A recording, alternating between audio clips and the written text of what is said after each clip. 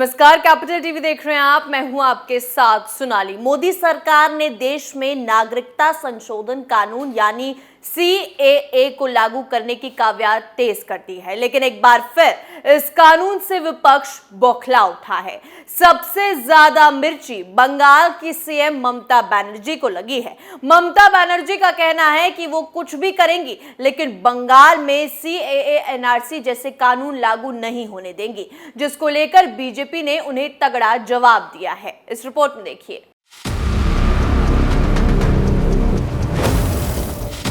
CAA NRC कानून को लेकर एक बार फिर मोदी सरकार और विपक्ष के बीच रार शुरू हो गई है। मोदी सरकार सीएए को लागू करने की कोशिश में जुटी है, तो वहीं विपक्ष इसमें अड़ंगा डालने के लिए मैदान में कूद पड़ा है। अब पश्चिम बंगाल की मुख्यमंत्री ममता बनर्जी ने नागरिकता संशोधन अधिनियम को लागू करने की संभावना पर मोदी सरकार पर वार किया है और दावा किया है कि बीजेपी गुजरात विधानसभा चुनाव से पहले जानबूझकर इस मुद्दे को उठा रही है।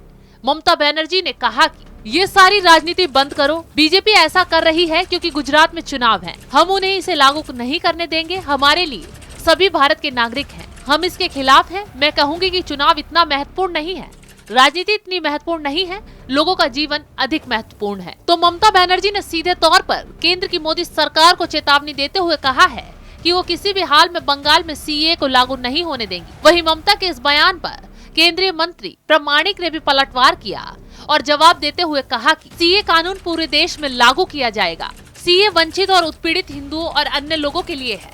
इसे न केवल गुजरात में बल्कि धीरे धीरे पूरे भारत में लागू किया जाएगा। वहीं पश्चिम बंगाल विधानसभा में विपक्ष के नेता शुवेंदु अधिकारी ने भी ममता को कड़े शब्दों में जवाब दिया। उन्होंने भी टीएमसी की बोलती बंद करते हुए दावा किया कि देश में सीए लागू होने की प्रक्रिया शुरू हो गई है और राज्य इससे अछूता नहीं रहेगा। ममता ही नहीं, इस कानून से ओवैसी को भी मिर्ची लगी है। वो फिर से माहौल भड़काते हुए सीए कानून को मुस्लिम विरोधी बता रहे हैं, लेकिन मोदी सरकार विपक्ष को उसी के लहजे में जवाब दे रही है। बता दें कि मोदी सरकार 31 दिसंबर 2014 तक भारत में आए बांग्लादेश, पाकिस्तान और अफगानिस्तान से सताए गए गैर मुस्लिम प्रवासियों हिंदू, सिख, जैन, बौद्ध, पारसी और ईसाई को भारतीय नागरिकता देना चाहती है। 2019 में संसद में सीए को पारित किया गया था, लेकिन कानून को अभी तक लागू नहीं किया गया है क्योंकि इसके तहत नियम नहीं बनाए गए।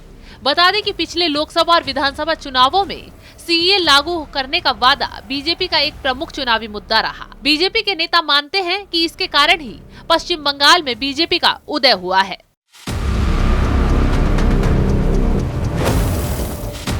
तो अब विपक्ष के नेताओं ने सीएए लागू होने की खबर सुनते ही देश में माहौल बनाना शुरू कर दिया है और मुसलमानों को भड़काने के लिए ओवैसी जैसे ठेकेदार अनाप शनाप बयानबाजी कर रहे हैं। लेकिन बीजेपी का साफ कहना है कि बंगाल हो या गुजरात, हर जगह सीएए लागू होकर रहेगा।